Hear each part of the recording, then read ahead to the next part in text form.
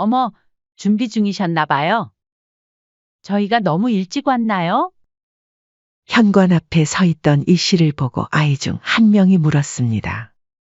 할머니는 누구세요? 그러게요, 윤우 엄마. 이분은 누구세요? 아, 이분은 저희 가정부 이모예요. 오늘 제가 혼자 준비하기 벅차서 도움 좀 받았어요. 어머, 이모님 솜씨가 정말 좋으시네요. 저희 이모님 예전에 식당 하셨거든요. 손이 아주 야무지세요. 이 씨는 며느리를 조용히 부르며 물었습니다. 지금 사람들 앞에서 나를 뭐라고 부른 거니? 이모님이라니, 너 제정신이야? 어머님, 제발요. 지금 거울 좀 보세요.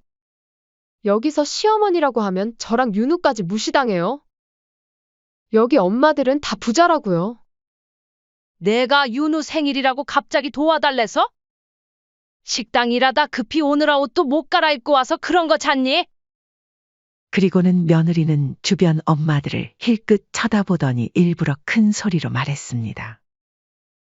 이모님, 뭐 하세요? 이제 그만 가셔야죠. 내가 왜 이모야? 난 내 시어머니잖아. 세상에 어떤 며느리가 시어머니를 이모라고 불러? 뭐야, 시어머니였대? 어머님, 저희 얘기는 나중에 해요. 저기요. 저는 가정부가 아니라 윤우 할머니고 얘 시어머니예요. 지금 며느리가 거짓말을 하고 있는 겁니다. 아니에요. 잠깐 오해가. 다 오해예요. 엄마들은 황급히 떠나고 문이 닫히자 며느리는 이 씨를 향해 울부짖었습니다. 어머니 다 책임지세요. 어머니가 윤호 앞길 다 망치셨어요. 이제 제가 어떻게 얼굴을 들고 다녀요? 다이야. 내 자식 앞길 막은 건 내가 아니라 너야. 내가 김치국물 튀겨가며 새벽부터 밤까지 일한 돈으로 내가 여기서 잘 먹고 잘 살았지. 그런데 감히 나를 사람들 앞에서 가정부라고 부르고 개망신을 줘? 이제 국물도 없을 줄 알아. 무슨 소리세요? 내가 준지? 다시 돌려받을 거야. 안녕하세요. 이 사연의 주인공은 60세 이명자 씨이십니다. 이 씨는 경기도에서 남편과 함께 국밥집을 운영하며 평생을 성실하게 살아온 분입니다. 젊을 적부터 손이 야무지고 음식 솜씨가 좋다는 말을 많이 들었던 이 씨는 동네에서 국밥집을 차렸고 언제나 정직하게 맛 하나로 승부하며 손님들을 맞이해 왔습니다. 덕분에 장사는 눈에 띄게 잘 되었고 1호점만으로는 감당이 안 될 만큼 손님이 많아져 지금은 2호점까지 준비하던 차였죠. 비록 새벽부터 밤늦게까지 일하며 국밥집을 키워온 이 씨 부부의 삶은 쉽지 않았습니다. 하지만 힘든 가운데서도 이 씨는 항상 우리 아들 좋은 대학 보내야지 라며 하나뿐인 아들 교육을 위해 열심히 돈을 벌었습니다. 그런 이 씨 부부의 정성 덕분인지 아들은 어릴 때부터 성실했고 결국 공기업에 당당히 합격해 이 씨의 자랑이 되었습니다.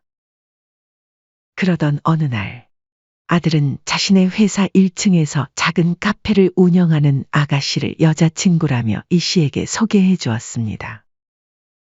엄마, 이 사람이 다희 씨야. 회사에 오갈 때마다 인사하던 사이였는데 이렇게 잘 맞는 사람도 처음이야. 처음 본 며느리는 얼굴도 반듯하고 싹싹한 성격으로 처음 만난 날부터 예의 바르게 말을 건넸습니다. 안녕하세요, 어머님. 그래요. 우석이한테 이야기 많이 들었어요. 카페를 하고 있다면서요? 일 힘들지 않아요? 네. 작은 가게지만 혼자 해내려 애쓰고 있어요. 이 씨는 그 모습이 참 대견했습니다.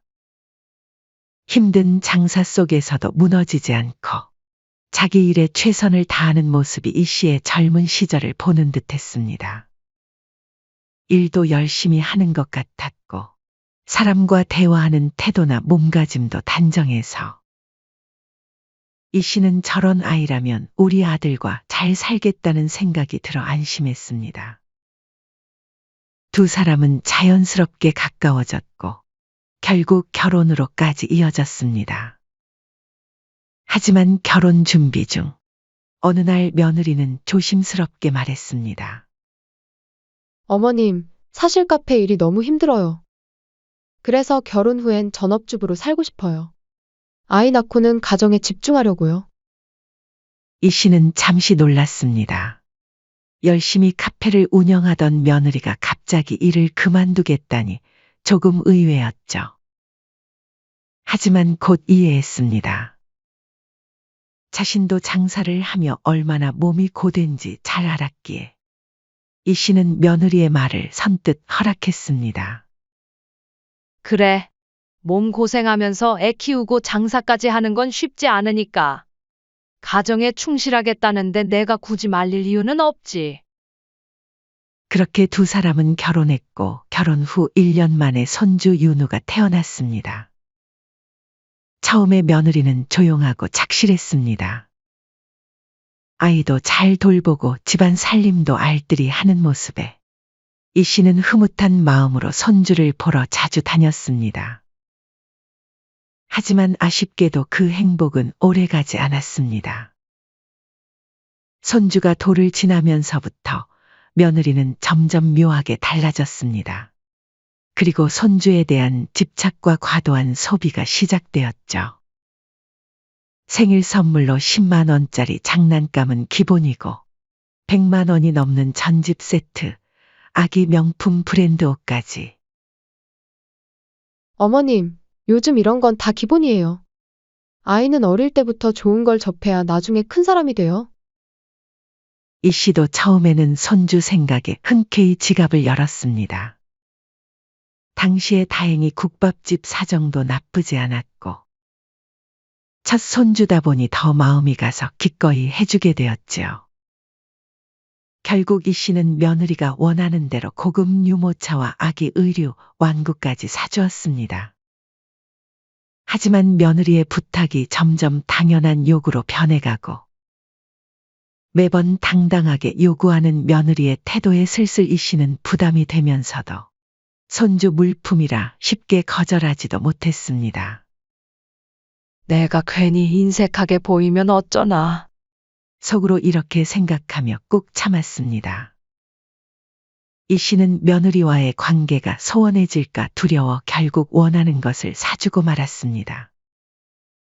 그러다 손주가 유치원에 갈 나이가 되자 갑자기 며느리의 교육열은 불타기 시작했습니다.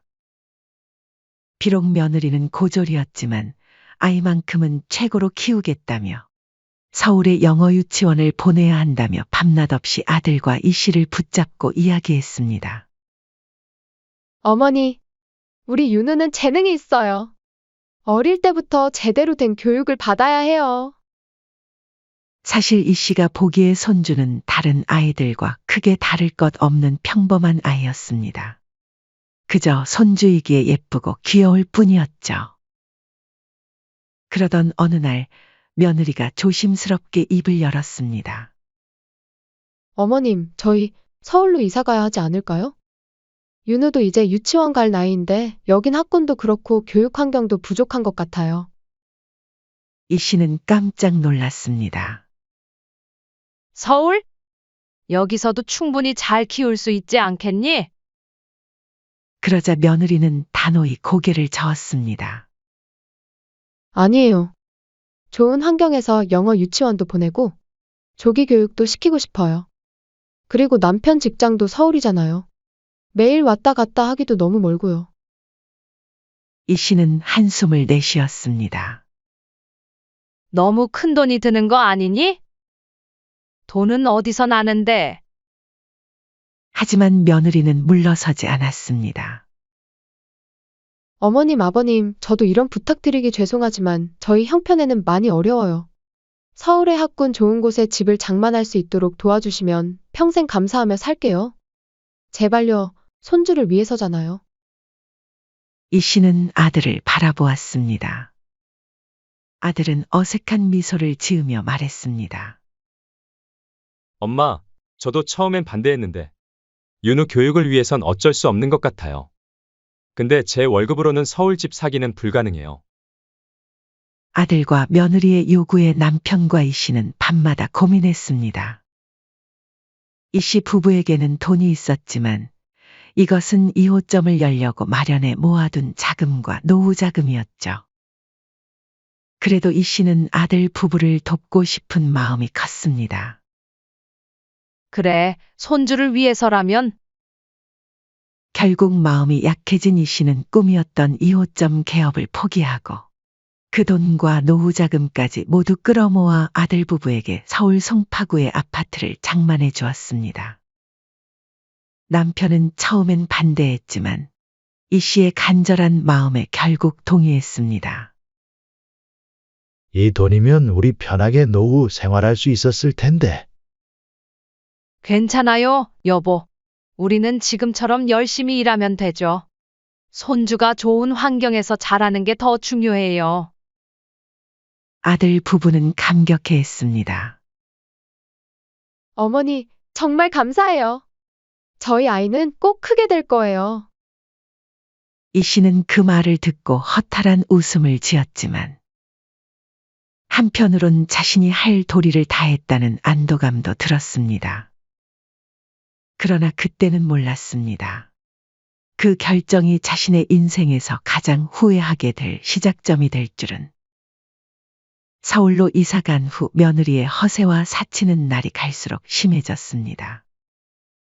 며느리는 주말마다 다른 옷을 입고 손에는 명품 가방을 들고 다니며 손주의 물건 또한 끝도 없이 늘어났습니다. 이 씨가 방문할 때마다 집안에는 새 가구가 들어서 있었고 심지어 몇 달 전에 장만했던 대형 TV도 더 큰 것으로 바뀌어 있었습니다. 다희야, 얼마 전에 산 TV 어디 갔니? 며느리는 태연하게 대답했습니다. 아, 그거요? 이웃집 아이가 저희 집에 왔다가 더 큰 TV가 있다고 해서 윤우가 기가 죽더라고요. 어쩔 수 없이 바꿨어요. 이 씨는 가슴이 철렁했습니다. TV 하나에 몇백만 원이 넘는 것을 그렇게 쉽게 바꾸다니. 국밥집에서 몇 달은 고생해야 살 수 있는 물건인데.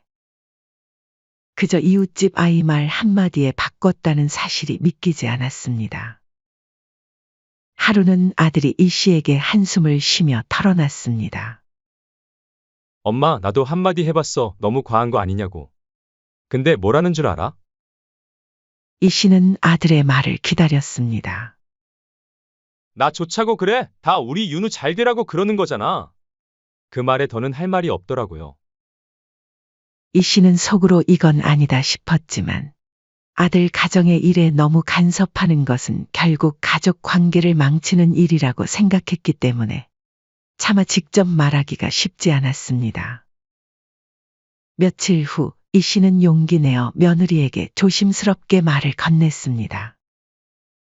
다희야, 아무리 그래도 너무 사치하는 건 아니니? 내 남편 벌이도 생각해야지. 그러자 며느리는 한숨을 쉬며 당당히 말했습니다. 어머님, 여기 엄마들 다 저희가 잘 사는 줄 알아요. 이미지가 중요한 거예요. 저도 체면이 있잖아요. 이 씨는 마음속으로 답답함과 불안함이 커졌습니다.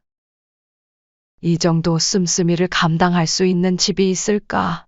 심지어 친정도 우리랑 똑같은 평범한 집안인데.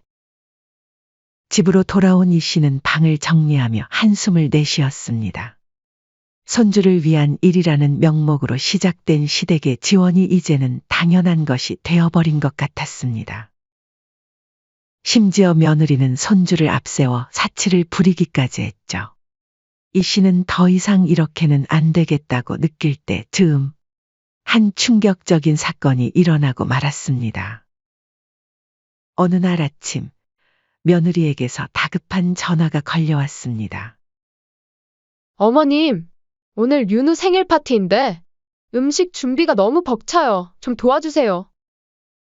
이내 이 씨는 한숨을 내쉬고 곧바로 국밥집 일을 잠시 동생에게 맡기고 허겁지겁 나섰습니다.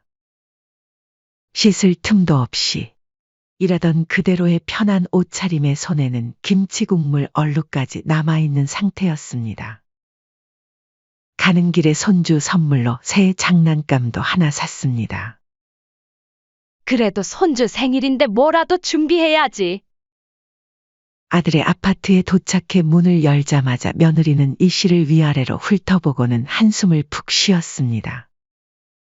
어머님, 무슨 뭘 이런 걸. 에휴, 아니다. 빨리 주방으로 들어가 주세요. 음식 준비해야 해요.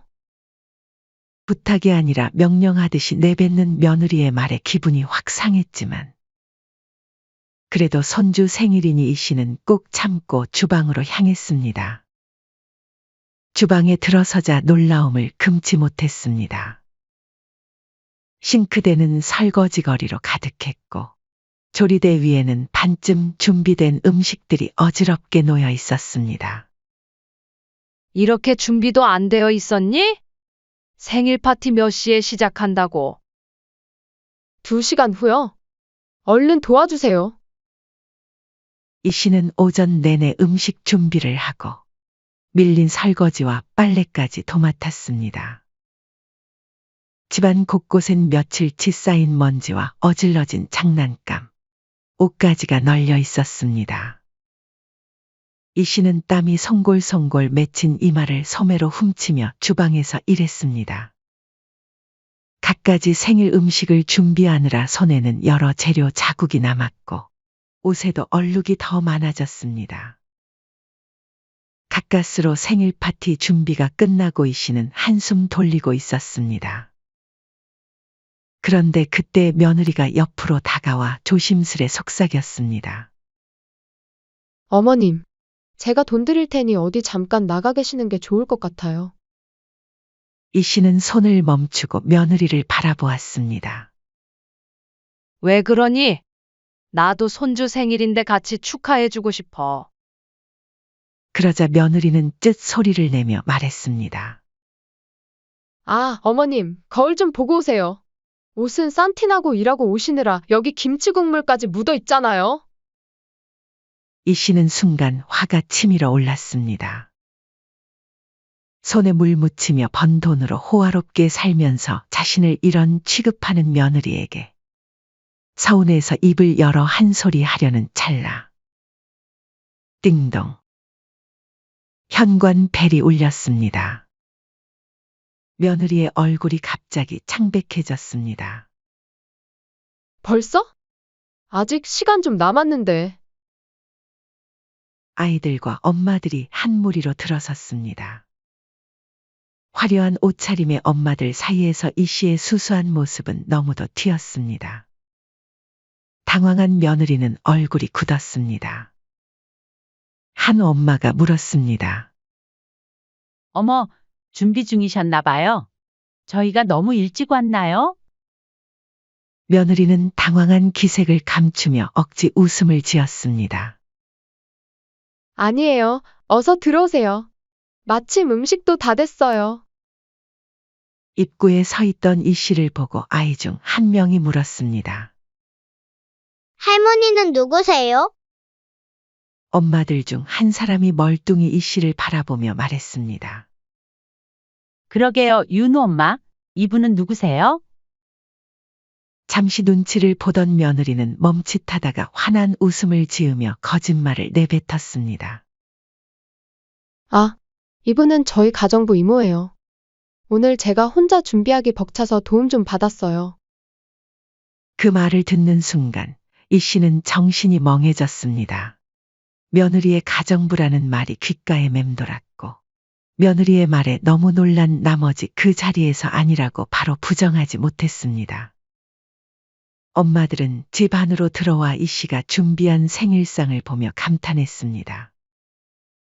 어머, 이모님 솜씨가 정말 좋으시네요. 며느리는 더욱 자신감 있게 말했습니다.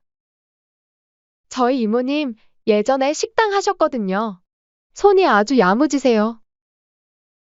이에 이 씨는 화가 나기도 했지만 그보다 자신의 노후 자금까지 모두 내어주며 아들 부부에게 집도 사주고 가게 일도 제쳐두고 손주를 위해 와줬건만 며느리는 체면을 위해 남들 앞에서 시어머니를 가정부라고 불렀다는 사실에 깊은 상처와 배신감을 느꼈습니다. 이 씨는 며느리를 조용히 부르며 물었습니다. 지금 사람들 앞에서 나를 뭐라고 부른 거니? 이모님이라니, 너 제정신이야? 그러자 며느리는 얼굴을 찡그리며 속삭였습니다. 어머님, 제발요. 여기서 시어머니라고 하면 저랑 윤우까지 무시당해요. 여기 엄마들은 다 부자라고요. 며느리의 말을 들은 이 씨는 그동안 자신이 바보처럼 희생하고 지원했던 모든 것이 이런 대우를 받기 위해서였나 싶은 생각에 가슴이 아팠습니다. 그리고는 며느리는 주변 엄마들을 힐끗 쳐다보더니 일부러 큰 소리로 말했습니다. 이모님, 뭐 하세요? 이제 그만 가셔야죠. 그 순간 이 씨는 더는 참을 수 없었습니다. 이 씨는 벌떡 일어나 소리쳤습니다. 내가 왜 이모야? 난 내 시어머니잖아. 세상에 어떤 며느리가 시어머니를 이모라고 불러? 이 씨의 호통 소리에 왁자지껄하던 집안은 순식간에 조용해졌습니다. 아이들은 눈을 동그랗게 떴고 엄마들은 수군거리기 시작했죠. 뭐야, 시어머니였대? 세상에 가정부가 아니라? 며느리는 다급히 이 씨의 팔을 잡고 주방으로 끌어당기려 했습니다. 어머님, 제발요. 저희 얘기는 나중에 해요. 하지만 이 씨는 팔을 뿌리치며 소리를 더 높였습니다. 저기요.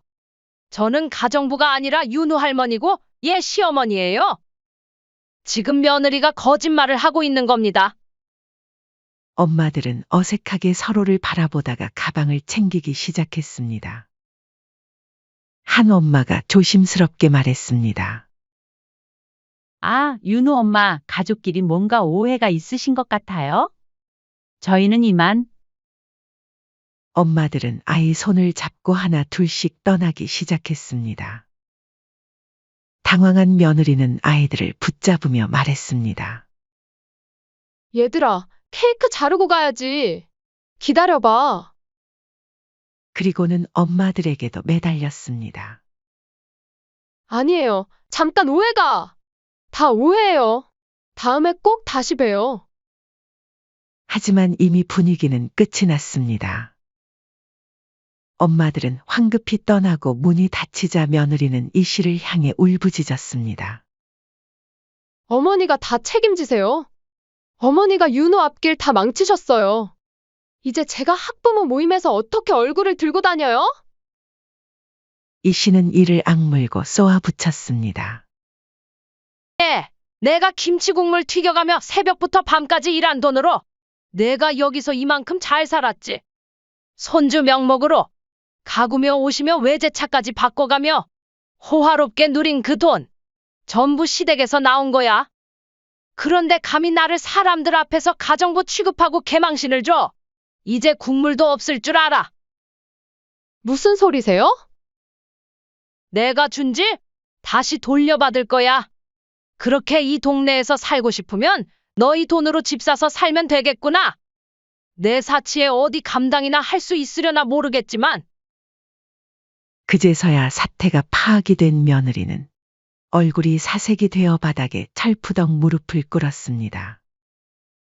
그동안 당당히 행동하던 모습은 온데간데 없고 초라하고 비굴한 얼굴로 두 손을 모았습니다. 두 손을 모으고 울먹이며 애원했습니다. 어머니, 잘못했어요. 한 번만 용서해 주세요. 어머니 덕에 이렇게 좋은 집에서 살고 우리 윤우 좋은 데 보내며 살았는데 그걸 다 제 돈인 줄 잠깐 착각했어요. 며느리는 눈물 콧물이 범벅된 얼굴로 이 씨의 발목을 붙잡으며 고개를 숙였습니다. 다시는 안 그럴게요. 우리 윤우는 아무 죄 없잖아요. 어머니가 등을 돌리시면 저희는 진짜 끝이에요. 제가 평생 어머니 말 잘 들을게요. 국밥집 가서 매일 일도 도울게요. 저 한 번만 살려주세요. 그 모습에도 이 씨는 흔들리지 않았습니다. 멈춰선 채 며느리를 내려다보며 마지막으로 단호히 말했습니다. 다이야, 내 자식 앞길 막은 건 내가 아니라 너야. 그 말을 끝으로 이 씨는 돌아서서 현관문을 열었습니다. 뒤에서 며느리가 흐느끼며 소리쳤습니다. 어머니 가지 마세요. 저 정말 잘못했어요, 어머니. 하지만 이 씨는 한 번도 돌아보지 않고 무겁지만 단단한 걸음으로 천천히 현관 계단을 내려갔습니다. 뒤에서 울부짖는 며느리의 목소리가 들려왔지만 그 소리는 이 씨의 등 뒤에서 점점 멀어질 뿐이었습니다. 그날 이후 며느리는 순식간에 거짓말쟁이로 낙인 찍혔습니다. 유치원 학부모 모임뿐만 아니라 동네 커뮤니티에서도 소문이 삽시간에 퍼졌습니다. 파티에 참석했던 아이 엄마 중 한 명이 지역 맘카페에 글을 올린 것이 화근이었습니다. 글은 하루 만에 조회수 5,000건을 넘겼습니다. 댓글은 100개가 넘었고 대부분은 며느리를 비난하는 내용이었습니다. 시어머니를 가정부라고 한 허세녀로 낙인이 찍히며 며느리는 순식간에 조롱과 경멸의 대상이 되었습니다. 유치원 엄마들 사이에서 나오는 대화 중심에는 언제나 며느리 이야기가 돌았습니다. 어머, 소름 끼친다. 그렇게 뻔뻔할 수 있나? 저번에 얘기했던 명품 가방도 시어머니 돈으로 샀다는 소문이 있어요. 며느리는 동네에서 얼굴을 들지 못했습니다. 마트에 가도 수군거림이 들려왔고 카페에 들어가면 조용히 쳐다보는 시선이 따갑게 느껴졌습니다. 결국 며느리는 학부모 모임에서 조용히 밀려났습니다. 모임 단톡방에서 아무도 답장을 하지 않았고 결국 며느리는 단톡방에서 조용히 나갔습니다. 그뿐만 아니라 그 피해는 손주에게까지 고스란히 오고 말았습니다. 엄마, 하윤이가 생일 파티에 오지 말래. 하윤이네 아줌마가 오지 말라고 했대. 손주의 말에 며느리는 눈물을 참을 수 없었습니다. 자신의 어리석은 행동이 손주에게까지 상처를 주고 있었던 것이었죠. 한편 이 소식을 들은 아들은 퇴근 후 깊은 한숨을 내쉬며 이 씨에게 전화를 걸었습니다. 엄마 정말 죄송해요. 이 씨는 묵묵히 듣고만 있었습니다. 그러자 아들은 조용히 고백하듯 말했습니다. 엄마, 저도 알고 있었어요. 그동안 우리 윤우를 위해서라고. 엄마가 하는 말 다 맞다고 생각했지만 알고 보면 다 변명이라는 걸요. 아들은 목이 메인 듯 잠시 말을 멈추었습니다. 아내가 사치하는 걸 알면서도 말리지 못했어요. 제 월급으로는 감당할 수 없는 생활이었는데 매번 엄마한테 손 벌리게 되고 도저히 바로 잡을 용기가 없었는데 엄마 덕분에 바로 잡을 수 있었어요. 이제야 정신이 번쩍 드네요. 그러자 아들은 마지막으로 담담히 말했습니다. 사람이 자기 분수에 맞게 살아야 해요. 이번 일은 엄마가 옳았어요. 저는 아무 이의도 없고 무조건 엄마 뜻에 따를게요. 엄마, 너무 고맙고 죄송해요. 그 말을 들으며 이 씨는 속이 조금은 풀리면서도 한편으론 아들이 제 자리를 찾은 듯해 가슴 한켠이 편안해졌습니다. 한동안 며느리는 지옥 같은 시간을 보냈습니다.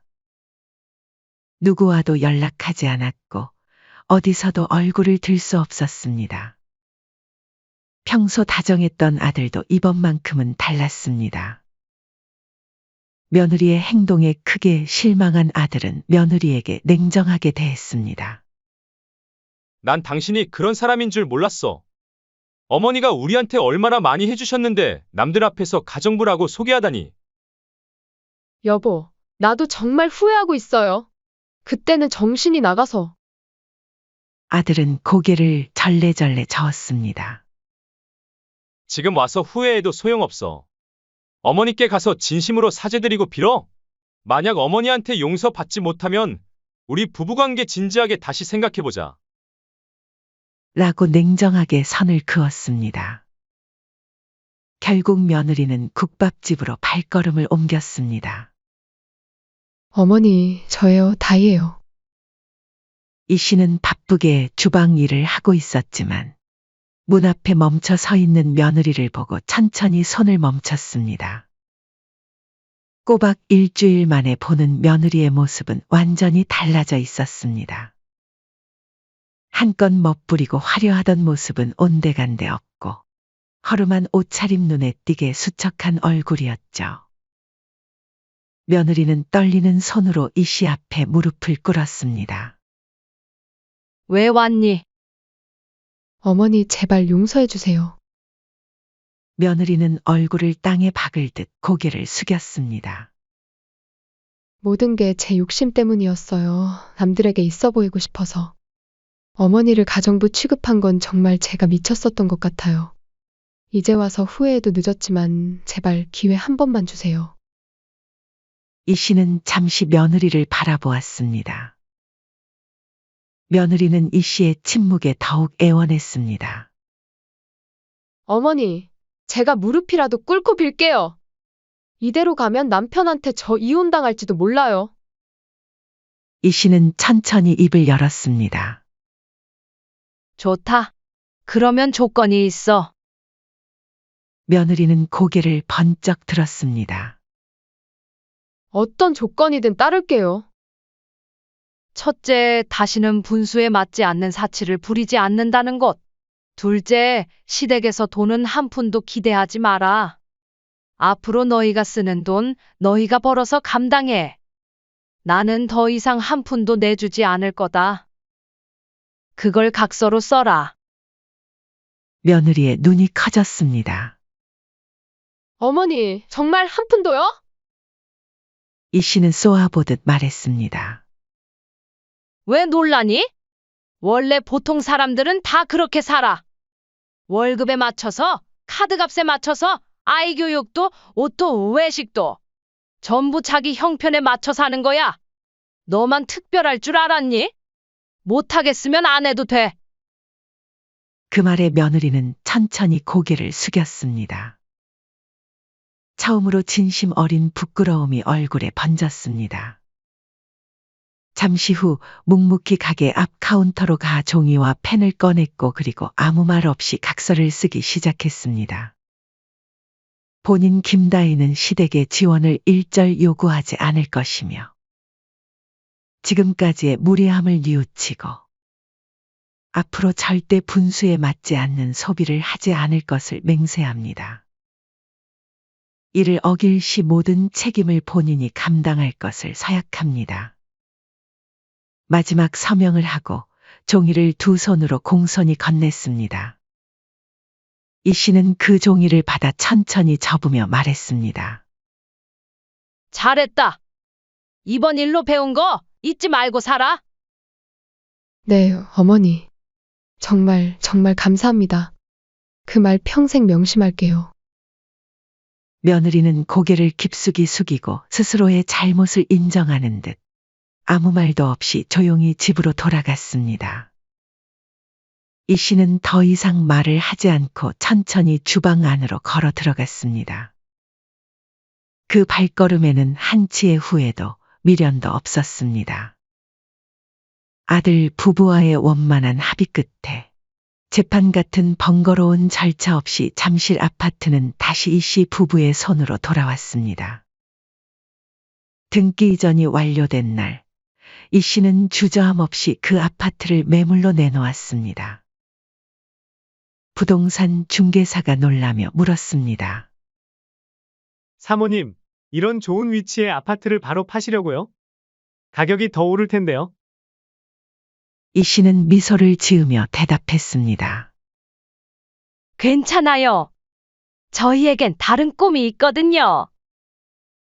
며칠 후 매매가 성사되었다는 소식을 듣고는 남편과 함께 가게로 돌아오는 길. 이 씨의 가슴은 후련했습니다. 봄바람이 얼굴을 스치는 그 순간, 마치 오랫동안 어깨를 누르고 있던 무거운 짐이 내려간 것 같았습니다. 여보, 우리 이제 진짜 2호점 열어볼까요? 이 씨는 빙그레 웃으며 말했습니다. 좋아요. 2호점 내는 게 당신 평생 꿈이었잖아요. 남편은 이 씨의 뜻을 존중해 주었고, 오랜만에 두 사람은 마주보고 한참 웃었습니다. 이 씨는 곧장 부동산과 상의를 시작하며 오래 꿈꾸던 2호점 개업 계획에 들어갔습니다. 내 이름을 건 또 다른 간판. 그 생각만으로도 손끝이 저릿할 정도로 설레었습니다.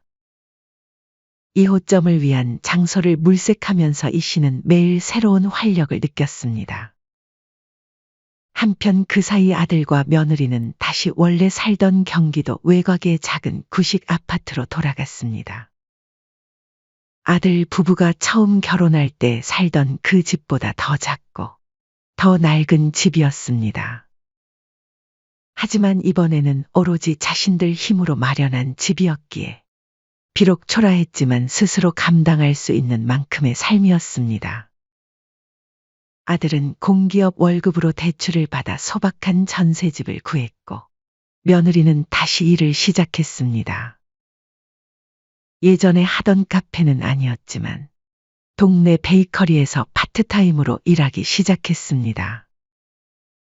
이제는 명품 가방 대신 앞치마를 두르고 손톱에 매니큐어 대신 밀가루 자국이 묻어 있었지만 오히려 표정은 더 편안해 보였습니다. 윤우는 지역 유치원으로 전학을 갔습니다. 아이의 표정은 더 밝아졌습니다. 오히려 집 주변 놀이터에서 뛰어노는 시간이 많아지면서 더 건강하고 활기찬 모습이었습니다. 며칠 후 아들에게서 전화가 걸려왔습니다. 아들의 목소리는 예전보다 한층 차분하고 담담했습니다. 엄마, 다이도 요즘은 정말 달라졌어요. 예전에는 허세에 남들 눈에만 신경 썼지만 지금은 소박하게 아이랑 웃으며 지내요. 사실 처음엔 무척 힘들어했지만 문득 저한테 그러더라고요. 분수에 맞게 사는 게 이렇게 편할 줄 몰랐어. 어머님 덕분에 깨달았어라고요. 이 씨는 조용히 듣다가 한마디 건넸습니다.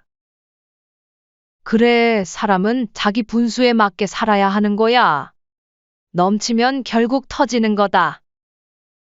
엄마 말이 맞았어요. 예전보다 오히려 가족이 더 단단해진 것 같아요. 이 씨는 아들의 말에 미소를 지었습니다. 모든 일이 잘 풀려가고 있다는 생각에 안도감이 밀려왔습니다. 엄마, 윤우도요. 요즘은 더 밝아졌어요. 매일 아침 할머니 이야기를 해요. 할머니 언제 오셔? 할머니 보고 싶다고요. 저희 집은 언제나 엄마 환영이에요. 한번 놀러 오세요. 그때 전화기 너머로 손주의 작은 목소리가 들려왔습니다. 할머니, 사랑해요. 보고 싶어요. 이 씨는 손주의 목소리에 눈시울이 붉어졌지만 이내 마음을 다잡았습니다. 됐다, 웃어가. 다 큰 자식 집에 뭘 자주 가. 그저 잘 사는지 소식만 들으면 된 거지. 나는 이제 내 일하면서 살란다. 아들은 울컥한 듯 잠시 말을 멈췄다가 조용히 말했습니다. 엄마, 우리 바로잡아 주셔서 정말 고맙고 감사해요. 엄마가 없었다면 우리 가족 정말 무너졌을 거예요. 전화를 끊고 난 후, 이 씨는 한동안 가게 앞 벤치에 앉아 파랗게 열린 봄 하늘을 바라보았습니다. 한때는 손주를 위해서라며 자신의 노후 자금과 꿈까지 포기했지만 다행히 그 끝에 남은 건 후회만은 아니었습니다. 가끔 아들 가족이 찾아오기도 했습니다. 하지만 이제 이 씨는 아들과 며느리의 삶에서 완전히 손을 뗐습니다.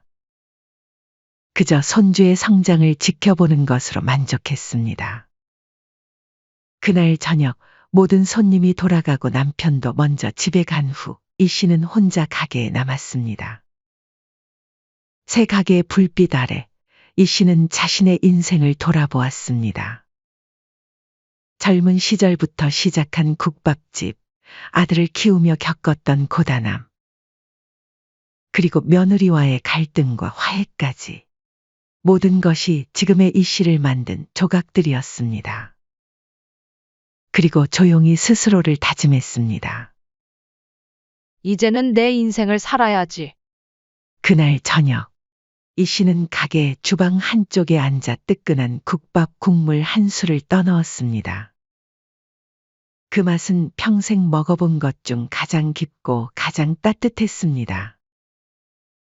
사연은 여기까지였습니다. 구독, 좋아요, 댓글은 영상 제작에 큰 힘이 됩니다. 시청해 주셔서 감사합니다.